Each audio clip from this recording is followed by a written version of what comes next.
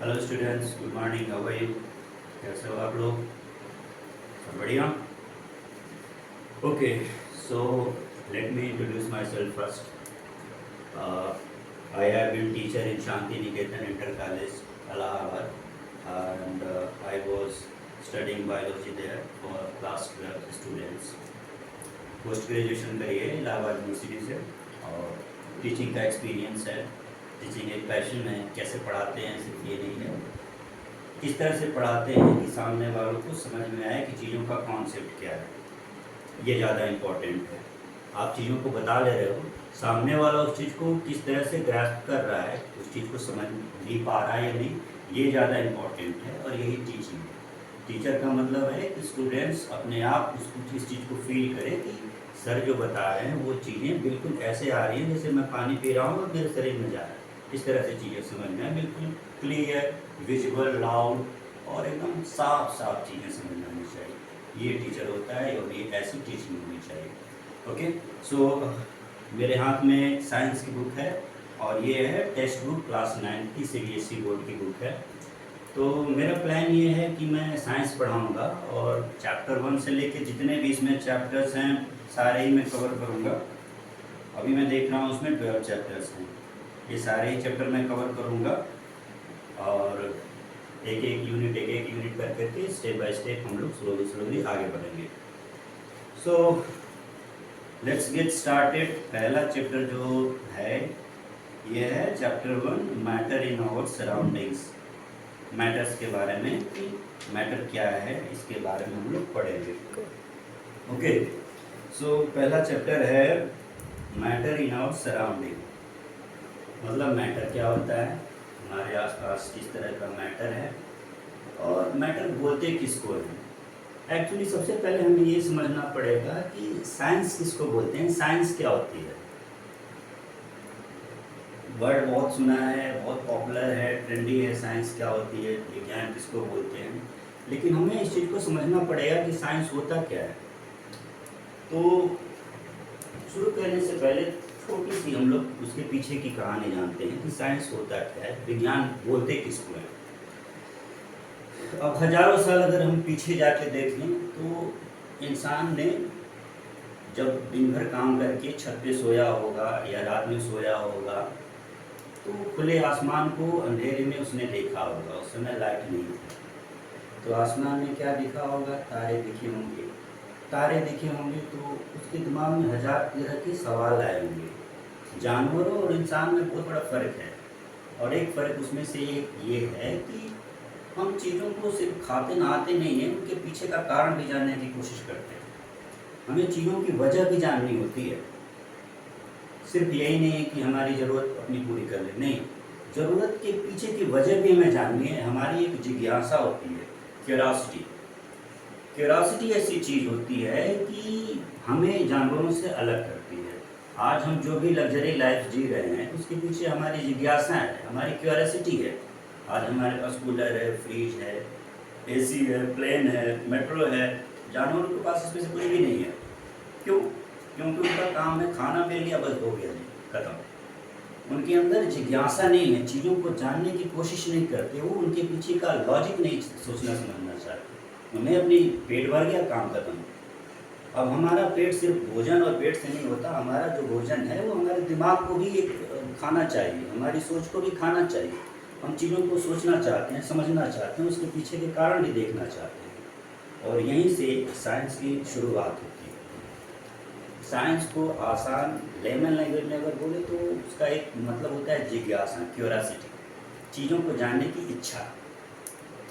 अब हमने वहीं से बात शुरू करते हैं। आकाश में हमने तारे देखे। किसी ने सोचा होगा कि काश कि हम तारों तक पहुंच जाते, चांद देखा, चांद तक पहुंच जाते, या तो हम चांद तक पहुंच जाते या फिर चांद ही हमारे पास आ जाता है। कल्पना कीजिए, हजारों साल पहले किसी ने सोचा होगा कि काश कि हम चांद पर पहुंच जाते, और आज हम चांद पर पहुंच चुके हैं। कैसे पहुंचे? उछल के नहीं पहुंचे, साइंस ने हमें पहुंचाया ना। हमने पहले सोचा, कल्पना करी उसके बारे में और अपनी उस कल्पना को जिंदा करने के लिए, साकार करने के लिए हमने मेहनत की। ढेर सारे सवाल पूछे, ढेर सारे मेहनत करे, एक्सपेरिमेंट करे, फेल हुए, सक्सेस हुए, लेकिन आज ये स्थिति है कि हम चाँद तक पहुँच चुके हैं। और इस चीज़ को साकार करने का काम, जिंदा करने का काम, जो हमारी सिर्फ कल्पना थी कभी किसी ज़माने में, उस चीज़ को आज साकार करने का काम किसने किया है? विज्ञान ने, साइंस ने। इसलिए साइंस कितना इम्पोर्टेंस है इस चीज़ को आप समझिए। हमारे पास पंख नहीं है, लेकिन हम एरोप्लेन में उड़ सकते हैं। क्यों? साइंस की वजह से। तैरने की हमारी सीमित क्षमता है, हम समुद्र के अंदर ज़्यादा देर तक जिंदा नहीं रह सकते बिना सांस लिए, लेकिन आज पनडुब्बी से जाएंगे, घंटों आराम से रहेंगे, कोई दिक्कत नहीं है, पीछे सिलेंडर बना रहेगा। ये जो असंभव चीज़ें हैं, इम्पॉसिबल चीज़ें हैं, किसने संभव बनाया, किसने पॉसिबल बनाया? साइंस ने। तो बच्चों, साइंस से घबराना नहीं है। साइंस क्या चीज़ है, इसको समझो, इसको सीखो और अपनी चीज़ों को कोशिश करो कि जिंदा करो। जो सपने आप देख रहे हो वो एक दिन साकार होंगे, सच्चे होंगे, लेकिन इसके लिए डिसिप्लिन के साथ, प्लानिंग के साथ मेहनत करनी पड़ेगी। ओके, अब जहाँ से मैंने शुरुआत करी, इंसान ने जब रात को सोया सुकून से, तो चीज़ों को जानने के लिए सोचा समझा होगा उसने। तो सबसे पहले हम क्या देखते हैं? हमारी आँख खुली, हम क्या देखते हैं? हम आसपास की चीज़ें देखते हैं। हमारे सामने क्या है? जैसे आप स्टूडेंट हो, सांस ले रहे हैं, बाहर पानी है, ब्लैक बोर्ड है, मोबाइल फ़ोन है, हज़ार चीज़ें हैं। तो हमारा टॉपिक क्या था? मैटर। पहला चैप्टर है हमारा matter, matter in our surrounding. तो हम यही कोशिश करेंगे जानने की, इस टॉपिक के थ्रू चले, थोड़ा सा पीछे का कॉन्सेप्ट लें। मैटर इन आवर सराउंडिंग, हमारे आसपास में मैटर क्या है, किस तरह का मैटर है, मैटर बोलते किसको है? तो जो कुछ भी हम देख रहे हैं आसपास की चीज़ों में, ऑलमोस्ट ये सारी चीज़ें मैटर है।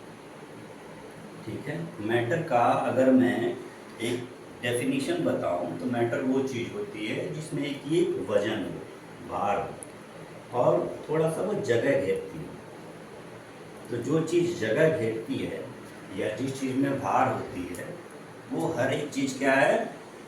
मैटर है। समझ में आ गया? मैं अगर आप गुस्सा करता हूँ, गो ओके, तो जो कुछ भी हम देख रहे हैं, फील कर रहे हैं, टच कर रहे हैं, वो सब का सब मैटर है। मैटर की दो कंडीशन है, एक उसमें एक वजन होना चाहिए, मास होना चाहिए। कंडीशन नंबर 2, वो एक जगह घेरे अपना। तो ऐसी अगर ये दोनों कंडीशंस मेट हो रही हैं तो उस चीज़ को क्या बोलेंगे? मैटर बोलेंगे। अब मैं एक क्वेश्चन पूछता हूँ कि अगर मैं किसी को गुस्सा होता हूँ या गुस्से से ऐसे देखता हूँ, ठीक है, किसी पे ऊपर गुस्सा होता हूँ, तो ये जो मेरा एंगर है, गुस्सा है, ये मैटर है? मैटर है कि नहीं है? नहीं है। क्यों नहीं है?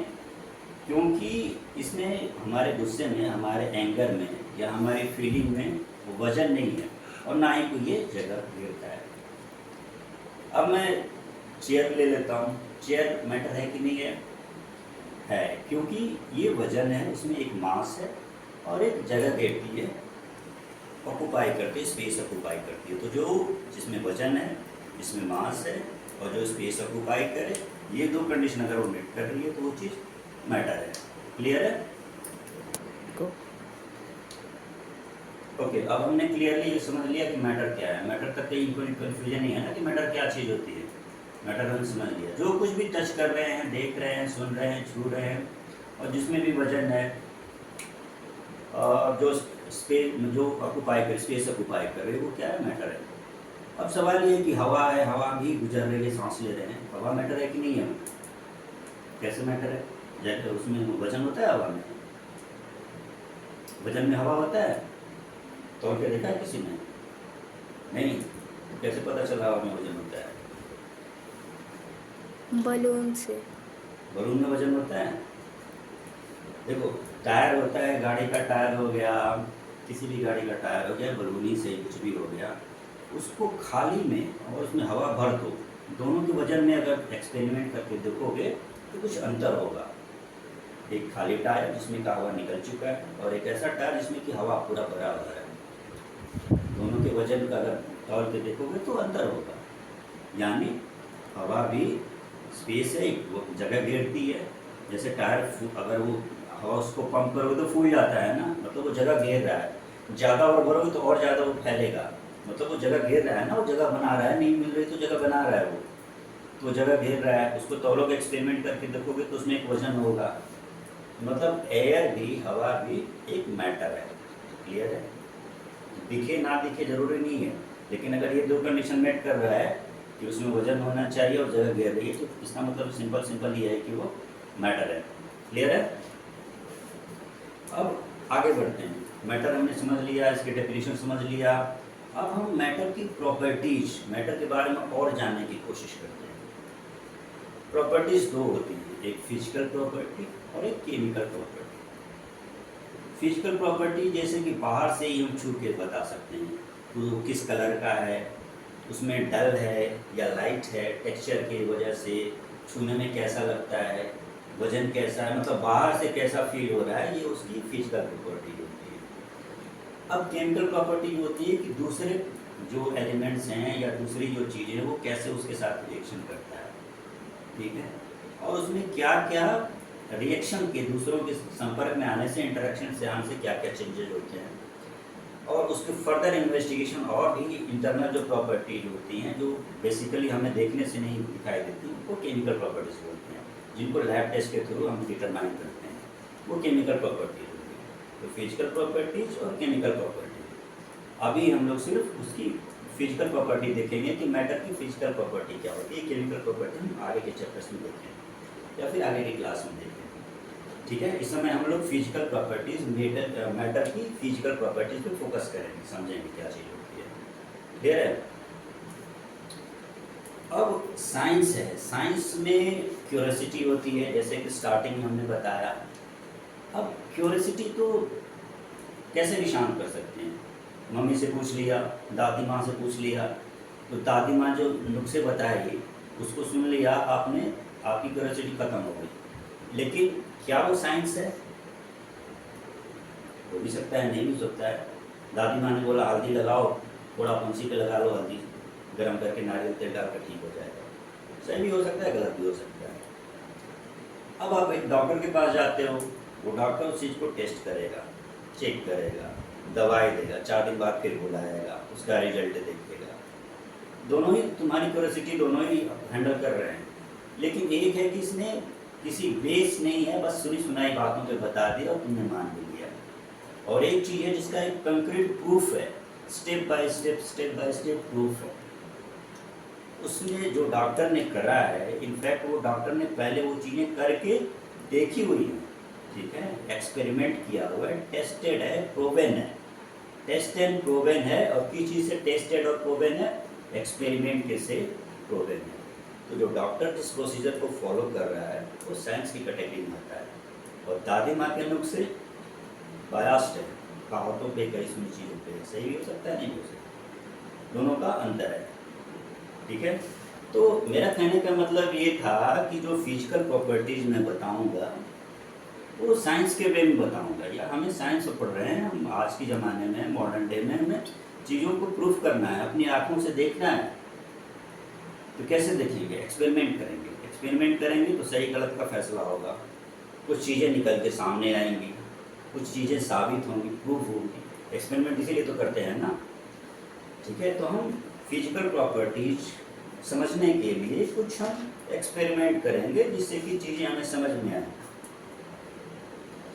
अब पहले लोग देखते थे, पहले लोग बोलते थे कि पदार्थ जो होता है कैसे होता है, कंटिन्यूअस होता है या पर्टिकुलेट होता है। आप जैसे पेड़ देख रहे हैं, तो पेड़ छोटे छोटे टुकड़े से बना है, या फिर पूरा का पूरा एक पेड़ इंटरनेट से डाउनलोड होकर आ गया।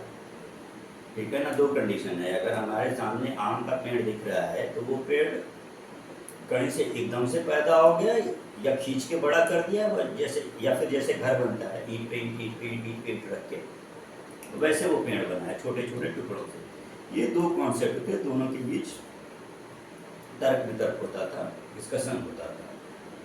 अब अगर हम लोग वेदों में जाएं, भारतीय वेदों में जाएं कि हमारे वेद क्या बोलते हैं, ऋषि मुनि क्या बोलते हैं, तो बोलते थे कि जो कुछ भी मैटर है, मतलब हमने बता दिया जो कुछ दिख रहा है वो सबका सब पदार्थ है, मैटर है। वो किस चीज़ से बना है? तो वो लोग बोलते थे कि पंचभूतों से बना है, पंच तत्वों से बना है। क्षितिज जल पावक गगन समीरा, क्षितिज जल पावक गगन समीरा, मिट्टी से, पानी से, अग्नि से, हवा से, ये कुल 5 आकाश से, ये कुल 5 चीज़ें हैं जिनसे मिलकर ये शरीर बना है, और बाकी सारी ही चीज़ें बनी, शरीर ही नहीं सारी चीज़ें। अब विज्ञान बोलता है कि उसी तरह से विज्ञान की भी थ्योरी है, मॉडर्न डे साइंस की भी थ्योरी है, तो उसमें बोलता है कि विज्ञान की हर चीज़ छोटे छोटे चीज़ों से बना है। आगे चल के हम लोग पढ़ेंगे कि वो छोटी छोटी चीज़ें क्या है। एटम, मॉलिक्यूल, ये आपने सुना होगा, तो एटम से बना है, मॉलिक्यूल से, हर चीज़ एटम या मॉलिक्यूल से बना है। उससे भी छोटी छोटी चीज़ें हैं, इलेक्ट्रॉन है, प्रोटॉन है, उन चीज़ों से बना है। तो हम आगे आगे कर करके धीरे धीरे पढ़ेंगे। तो पहले ये था कि साबुत साबुत खड़ी खड़ी कोई चीज़ें निकली हैं या फिर छोटी छोटी टुकड़ों से बन के निकली हैं। तो एक्सपेरिमेंट करेंगे, एक्सपेरिमेंट की चीज़ के वजह से जो हमारे सामने निकल के आएगा उससे ये खुलासा हो जाएगा कि वास्तव में चीज़ें किस तरह से बनी है और कैसे बनी हुई हैं। ओके, तो एक एक्सपेरिमेंट जो आप लोगों ने किया भी होगा, बहुत सारे लोग करते भी हैं, आपकी साइंस लैब में कराया भी होगा।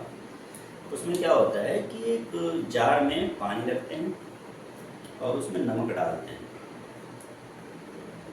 और हिलाते हैं, उसको मिक्स करेंगे, नमक को हिलाएंगे।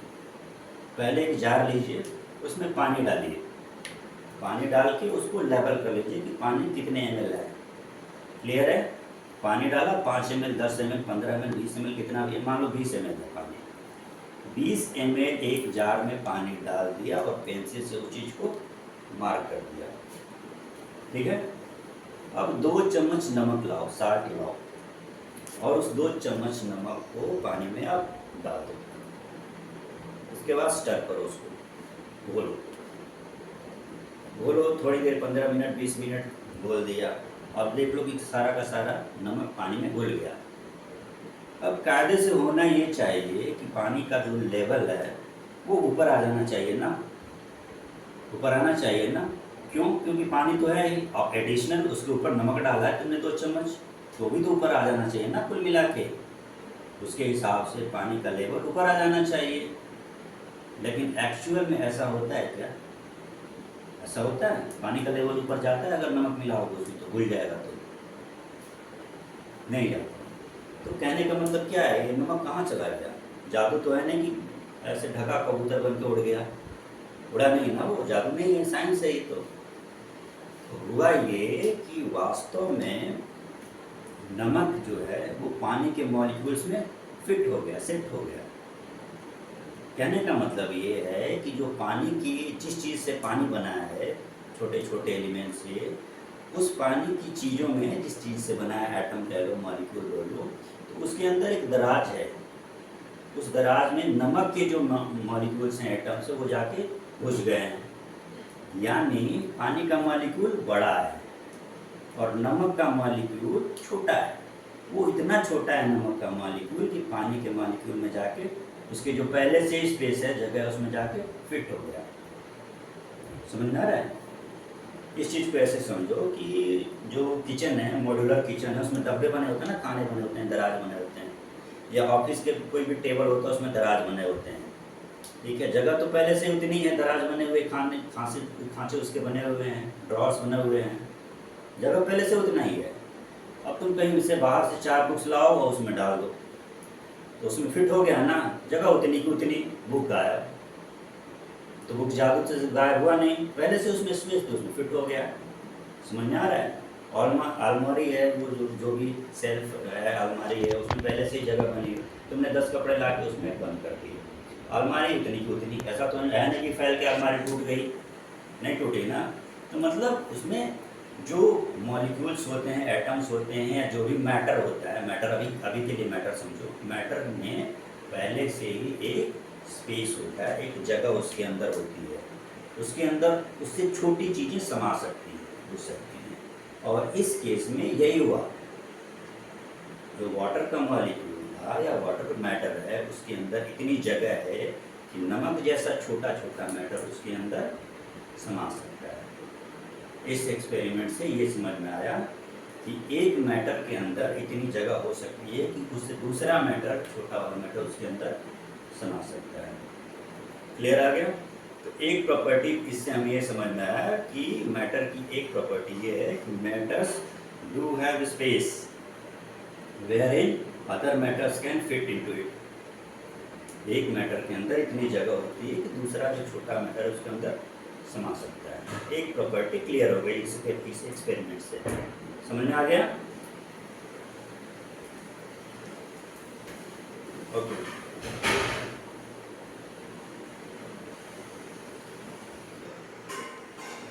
ओके, तो पहली प्रॉपर्टी हमने समझ में आ गया। पहली प्रॉपर्टी ये है कि particles of matter have space between them. Matters के जो पार्टिकल्स होते हैं, मैटर्स के जो भी अणु होते हैं, उसके अंदर एक स्पेस होती है, उसके अंदर दूसरे मैटर के पार्टिकल्स समा सकते हैं। दूसरी प्रॉपर्टी हम लोग समझेंगे एक दूसरे एक्सपेरिमेंट से। दूसरा एक्सपेरिमेंट ये है अगरबत्ती से, इंसेंस स्टिक, अगरबत्ती जिसको बोलते हैं। अब उसकी करने के लिए दो अगरबत्ती लाओ। एक अगरबत्ती को ऐसे ही रहने दो, पैकेट से निकाल दो, उसको सूंघो, फिर दूर जाके सूंघो, उसकी स्मेल आएगी। अब वो अगरबत्ती दूसरी अगरबत्ती को जलाओ, या फिर तुम बहुत दूर जलाने के बाद कहीं कॉर्नर में क्लासरूम के लगा दो और तुम कहीं दूर चले जाओ। तुम्हें उसके पास अगरबत्ती के पास जाने की जरूरत नहीं पड़ेगी, अगरबत्ती तुम्हारे पास आएगी। इनफैक्ट अगरबत्ती नहीं आएगी, उसकी स्मेल तुम्हारे पास आएगी ना। धीरे धीरे क्या होगा कि जलती हुई अगरबत्ती की स्मेल पूरे क्लासरूम में फैल जाएगी। फैल गई ना, तुम क्लासरूम से थोड़ी दूर भी खड़े हो अगरबत्ती कॉर्नर में, फिर भी वो स्मेल तुम्हारे तक पहुंच गई। इसका क्या मतलब हुआ? इसका मतलब ये हुआ कि मैटर्स के जो पार्टिकल्स होते हैं उनके अंदर चलने की कैपेसिटी होती है, मूव करने की कैपेबिलिटी होती है। मतलब जो मैटर के पार्टिकल्स हैं वो मूव कर सकते हैं, चल सकते हैं। और मूव करना एक तरह की क्या होती है? एनर्जी होती है। किसी को पता है उस मूवमेंट वाली एनर्जी का क्या नाम है, क्या बोलते हैं? पता है? Kinetic energy. जोर से बोलो, वेरी गुड। Kinetic energy. तो जो एनर्जी मूव करती है उस एनर्जी को बोलते हैं काइनेटिक एनर्जी। तो कहने का मतलब ये है कि मैटर्स के जो पार्टिकल हैं उनके अंदर मूवमेंट की कैपेबिलिटी होती है, वो मूव कर सकते हैं, एक जगह से दूसरी जगह मूव कर सकते हैं।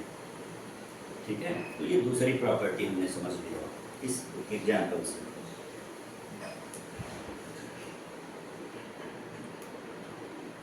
ओके, अब बाय द वे एनर्जी भी समझ लेते हैं। एनर्जी पता है क्या होती है? एनर्जी का मतलब ये है कि कोई ऐसी चीज़ जिससे कि कोई काम हो सके। ठीक है, अगर मैं किसी चीज़ को, अगर पीछे से बाइक चला रहे हो या कोई आदमी खड़ा है, पीछे से बाइक चलाता हुआ आदमी उसको धक्का दे दे तो आगे आदमी थोड़ी देर चल जाएगा, कैपेबिलिटी टू डू, कुछ ना कुछ से काम हो जाएगा। तो अगर कोई चीज़ कुछ काम करा दे रही है मतलब उस चीज़ को क्या बोलेंगे? एनर्जी बोलेंगे। तो मूवमेंट से भी कुछ काम हो जा रहा है ना, धक्का दे रहे हो किसी को ऐसे तो वो गिर जा रहा है, आगे बढ़ जा रहा है, जो भी हो रहा है, तो उसके अंदर मूवमेंट आ जा रही है, या कुछ वो हलचल उसके अंदर आ जाएगी, वो कुछ काम कर जा रहा है। तो जो चीज़ काम करा दे वो बोले तो एनर्जी है। Capability to do what is energy. तो ये जो एनर्जी है काइनेटिक एनर्जी है। और भी एनर्जी होती है, थर्मल एनर्जी होती है, सोलर एनर्जी होती है, बहुत सारे फॉर्म होते हैं। लेकिन अभी जो हम लोग जिस चीज़ पे फोकस कर रहे हैं वो क्या है? वो मैटर के पार्टिकुलेट्स की काइनेटिक एनर्जी है। दो चीज़ें हमने समझी। एक, मैटर के जो पार्टिकल्स होते हैं उसके अंदर गैप होता है, वो उसके अंदर चीज़ें समा सकती हैं, दूसरे मैटर के पार्टिकल्स समा सकती हैं। दूसरी चीज़ हमने ये समझी कि उसके मैटर के पार्टिकल्स में मूवमेंट करने की क्षमता होती है, काइनेटिक एनर्जी होती है। ठीक है, अब तीसरी चीज़ हम ये समझेंगे कि एक फोर्स होता है उसके अंदर। अब अभी हम ये समझ रहे थे कि मैटर्स मूव करते हैं, तो इसमें एक चीज़ और हमें याद आ रही है, उस चीज़ को मैं एक्सप्लेन कर देता हूँ। अगर फ्रिज में कोई चीज़ रखी हुई है और कोई चीज़ मान लो मम्मी सब्जी बना रही है, ठीक है ना, पानी तुमने फ्रिज में रखा है, एक गिलास पानी तुमने फ्रिज में रखा, वही एक गिलास तुमने बाहर हीटर पे तवे पे गर्म करने के लिए रख दिया, तो जो फ्रिज के अंदर पानी है वो ज़्यादा हिलेगा या जो आंच पे फ्लेम पे तवे पे रख दिया है, हीटर पे रख दिया है, वो वाला पानी में ज़्यादा मूवमेंट होगा, हीटर वाले में ज़्यादा मूवमेंट होगा ना। तो कहने का मतलब है कि हीट मतलब टेम्परेचर अगर राइज कर जाए, टेम्परेचर अगर बढ़ा दिया जाए या किसी चीज़ को हीट कर दिया जाए तो इससे काइनेटिक एनर्जी क्या हो जाती है, बढ़ जाती है, इंक्रीज हो जाती है।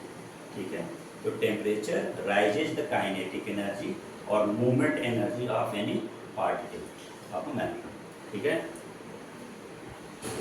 साथ में छोटी छोटी चीज़ें समझते जाएंगे तो आगे के लिए इजी रहेगा।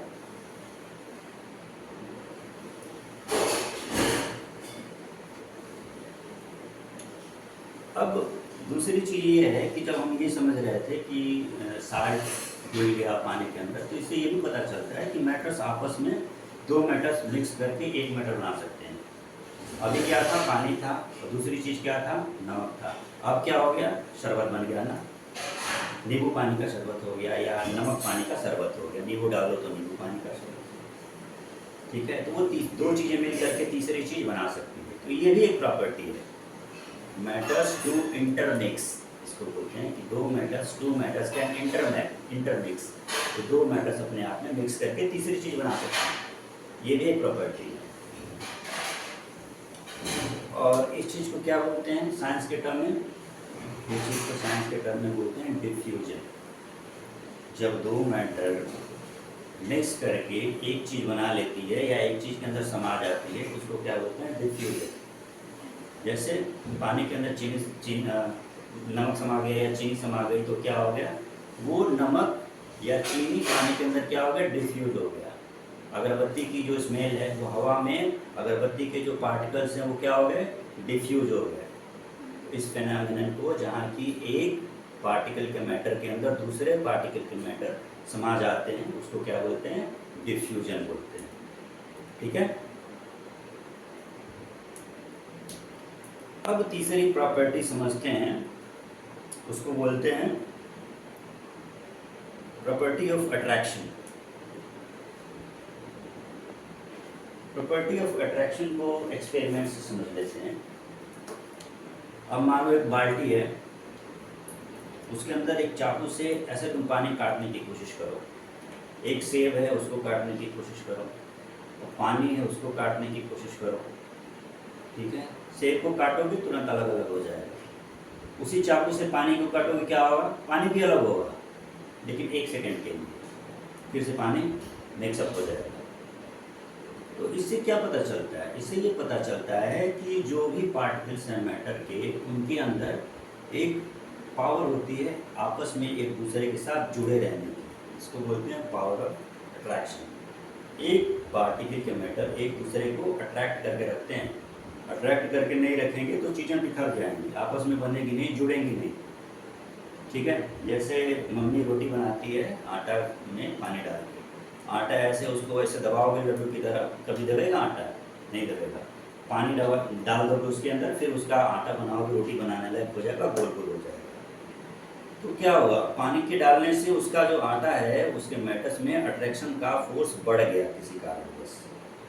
ठीक है, तो उसका एक और प्रॉपर्टी तीसरी निकल के ये आई कि एक मैटर के पार्टिकल्स आपस में एक दूसरे के से अट्रैक्टेड होते हैं, एक दूसरे से आकर्षित होते हैं। जैसे नमक बोलते हैं ना हम लोग, साल्ट बोलते हैं, साल्ट क्या होता है, सोडियम क्लोराइड होता है ना, NaCl। तो Na और Cl आपस में अट्रैक्ट करके एक दूसरे से जुड़े होते हैं, तब जाके NaCl बनता है, नमक मिलता है, सोडियम क्लोराइड बनता है। समझ में आ रहा है। तीसरी प्रॉपर्टी ये है कि मैटर के पार्टिकल्स एक दूसरे से अट्रैक्ट करते हैं। तो अभी तक हम लोगों ने क्या क्या सीखा, अभी तक हम लोगों ने ये सीखा कि मैटर किसको बोलते हैं। हमने इनफैक्ट ये सीखा कि साइंस क्या होती है, मैटर क्या होता है, मैटर के प्रॉपर्टीज़ क्या होती है, ये तीन चीज़ सीखी ना हमने। अब मैटर की प्रॉपर्टीज में हमने ये सीखा कि फिजिकल प्रॉपर्टी, केमिकल प्रॉपर्टी दो होती है। केमिकल प्रॉपर्टी हम बाद में डिस्कस करेंगे। फिजिकल प्रॉपर्टी जो बाहर से ही दिखती हैं या बाहर से हम लोग ऑब्जर्व करते हैं, उस तरह की प्रॉपर्टी भी होती है। अब फिजिकल प्रॉपर्टी के अंदर दो तीन चीज़ें हमने सीखी। पहली चीज़ ये सीखी कि उसके अंदर स्पेस होता है, particles of matters do have space between them. Experiment के थ्रू, डिस्कशन के थ्रू हमने ये क्लियर कर लिया कि मैटर के पार्टिकल्स में स्पेस होता है। दूसरी चीज़ हमने ये सीखी कि particles of matter continuously moving around. Particles के जो मैटर के जो पार्टिकल्स होते हैं वो मूवमेंट करते रहते हैं, ठीक है। अगरबत्ती की इसमें तभी पहुँची ना मूवमेंट करके। दो प्रॉपर्टी हो गई, मूवमेंट वाली प्रॉपर्टी और स्पेस वाली प्रॉपर्टी। तीसरी प्रॉपर्टी हमने ये सीखी कि वो एक दूसरे के अट्रैक्टेड होते हैं, एक फोर्स होता है उनके बीच, वो उस फोर्स से आपस में जुड़े होते हैं, उसको बोलते हैं फोर्स ऑफ अट्रैक्शन। तीन प्रॉपर्टी हमने समझ ली अभी तक के डिस्कशन में। चौथी चीज़ ये हमने सीखी कि एक मैटर के पार्टिकुलेट्स के स्पेस में दूसरे मैटर के पार्टिकुलेट्स समा जा रहे हैं, इस चीज़ को क्या बोलते हैं? डिफ्यूजन बोलते हैं। ये 4-5 चीज़ें हमने सीखी। अब आगे हम अभी के लिए फ़िलहाल काफ़ी लंबा हो जाएगा, आगे के लिए हम ये सीखेंगे प्रॉपर्टीज हमने सीख ली मैटर के लिए कि क्या होते हैं। अब हम सीखेंगे कि मैटर कितने रूपों में पाया जाता है। मैटर ना रूप बदलता है, भगवान रूप बदलते हैं ना, तो मैटर भी रूप बदलता है। सॉलिड होता है, लिक्विड होता है, गैस होता है। तो ये अगले चैप्टर्स में, आने वाले एपिसोड्स में हम ये सीखेंगे कि मैटर के स्टेट्स क्या क्या होते हैं, और बाहरी चीज़ों पे जैसे कि टेम्परेचर पे, जैसे कि प्रेशर पे, टेम्परेचर प्रेशर से बढ़ने से या घटने से उनके स्टेट पे क्या असर पड़ता है, क्या इम्पैक्ट पड़ता है, हम आने वाले चैप्टर्स में ये समझेंगे। ठीक है, अभी तक के लिए सारी चीज़ें क्लियर है? कोई डाउट, कोई क्वेश्चन? नोट्स बनाना है, वीडियो को आप लगातार देखो, बार बार रिवाइंड करके देखो, पॉज करके देखो, नोट्स खुद बनाओ, इससे चीज़ें रिवाइज होंगी, चीज़ें क्लियर होंगी। नहीं समझ में आ रहा है कमेंट्स में आप लिखो, हम लोग पढ़ेंगे, उसको आंसर करेंगे। ठीक है, अभी के लिए थैंक यू फॉर वॉचिंग।